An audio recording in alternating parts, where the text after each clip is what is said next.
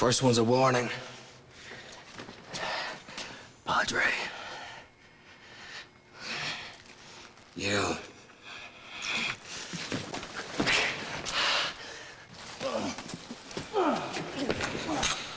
I mean, I read some of the character research. I read some of the comics Mark sent me when I went home to Dublin before I started work on it. Because there's not much preparation you can do for the part I'm playing. It's not constricted by the realms of reality, and you couldn't really, you know, get into character or do some character research. What was I going to do? Go around the streets of fucking Los Angeles with a paperclip, killing people, and pencils, stabbing them in the neck. So I mean, yeah, the thing about this, which is why it's so much fun, is because I've never done a job like it, in the sense that you just check your subtlety in at the door, and, you know, be as camp and over the top as possible.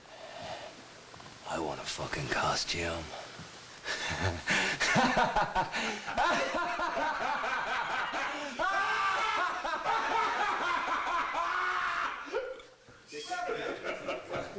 And Colin's take on it is he's going to play it like part Sid Vicious, part Alex from Clockwork Orange.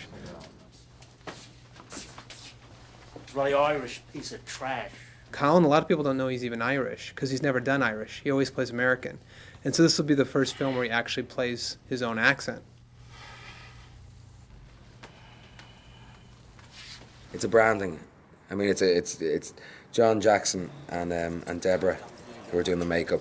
You know, they made it and they put it on every day. And if I sweat, it starts to bubble, so they have to fucking rip it off and put another one on. But it's great, man. I mean, feel it. Wow, it's very skin-like. Yeah, it's gelatin. But yeah, he would have just had a board and branded it. It's a branding. You know, it's not a tattoo. Or they were going to do a tattoo. I mean, you know, in the comic book, he's in a pair of blue fucking tights, and thank God they knocked that one on the head. And then they were going to have a tattoo, and then Mark decided it'd be better for, you know, the idea of him just branding himself.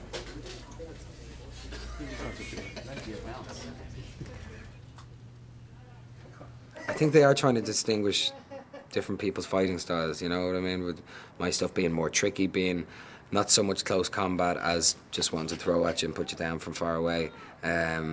Jennifer and Ben's characters having much more similar fighting style than anyone else.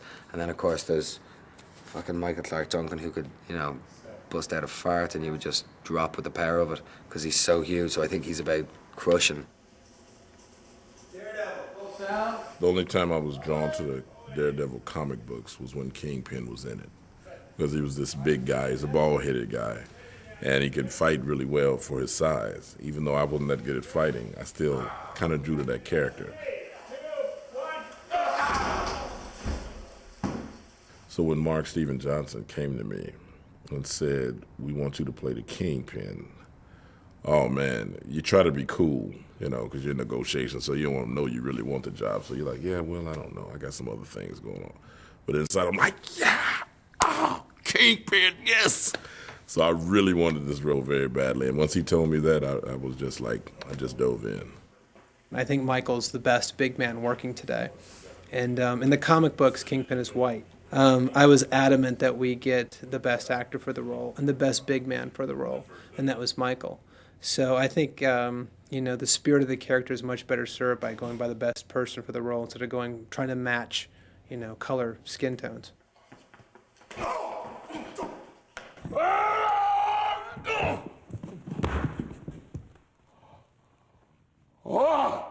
Well, first of all, Mark told me I had to gain weight, because I was at 305 maybe when I met with Mark last year, and he said, well, you know, Kingpin's a big guy, so you got to at least get up to 335. I looked at him and I said, Michael, you're so skinny. You've got to gain 20 pounds easy. And he said, oh, man, call my manager. So we got his manager on the phone. He's like, listen to what he says. He puts me on the phone. And I had to tell her, you know, Michael's too skinny. I love him to do the part, but he's just too skinny. And she's just like, oh, my God, don't tell him that. And 3, 2, 1, go. He did like this, he got thrown, and was like, you know, because that'll look like, oh, that hurts. You know what I mean? Like the horn and the top of the helmet, like, doom. You know? So you like break it like this, you know, and kind of frame it. Yeah.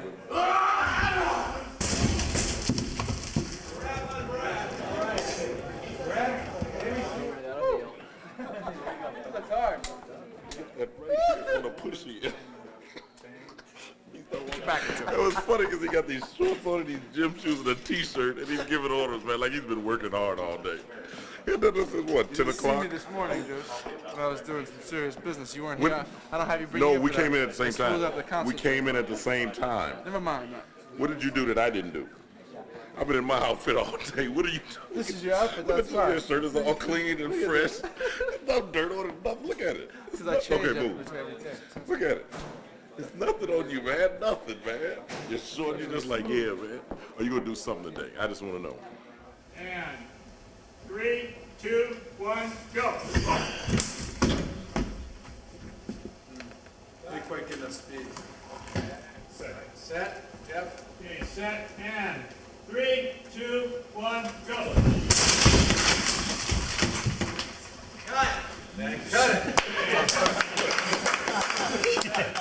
You see my put my head through the window already? I'm like, The first one was kind of. First one was just like this. Everybody did like this. Look, like, okay. Nobody say nothing. I don't back to like this.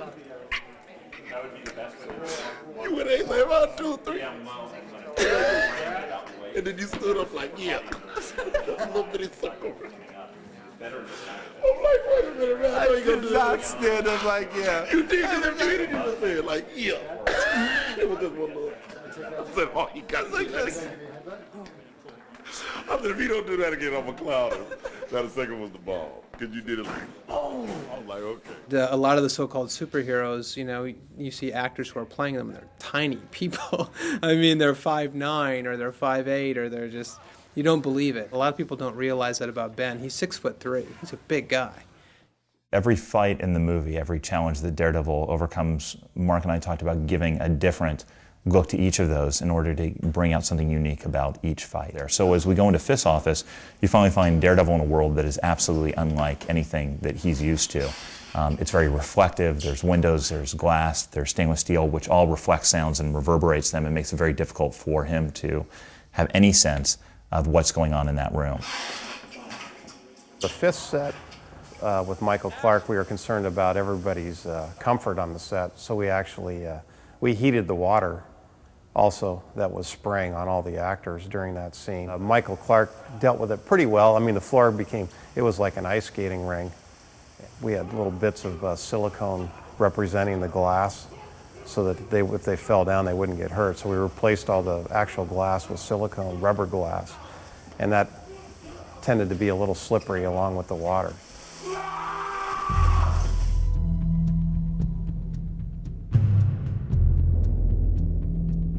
Basically what we're going to do is Chris will take off from an air duct, air conditioning duct up on top of 6. He will end up on rooftop 1. We're going to do this safely. We're going to do this nice and slowly, make sure everyone's 100% ready.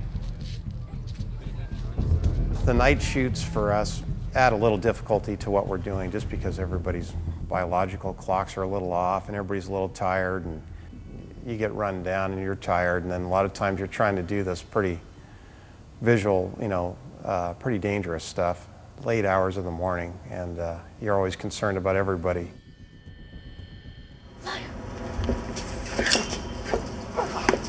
Oh, I got you right in the nuts. Oh! All right, bring in Daredevil number 2, please.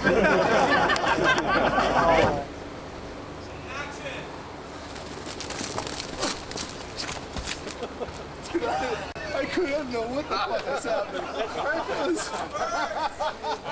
Those pigeons were standing on my head. Did I miss the kick? I couldn't see the kick. It was pigeons. It was chaos. Attacked by a killer pigeon.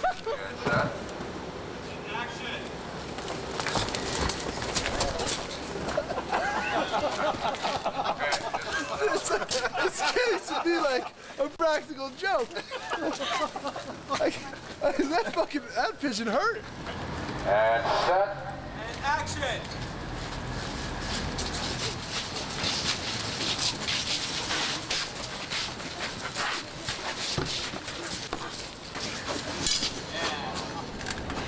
Remember me, murderer? she's a dancer, you know. I think that's the flexibility is the biggest thing really with martial arts stuff like kicks and punches and stuff. And she's tough, you know. She wants to do the stunts. She can do it. She doesn't ever complain. Put camera left, Tom. You guys are okay with it? You can make the first couple moves a little faster. Sure. Let's just rehearse it real quick, okay? Because I also want to look closer together, but I want to be safe. So The first couple moves will be like, Ready? yeah. See, the thing is, I gotta whip this out in the interim. Well, why don't I do one of You these? should pull it out. You should pull it out when you're. yeah. I'll pull it out when I'm down. You give her that beat to do the twirl, though. That's good, though, Jen, because that always adds so much energy to it every Okay. time you do it. Yeah. You can back up, and you can be backing up during this. Okay.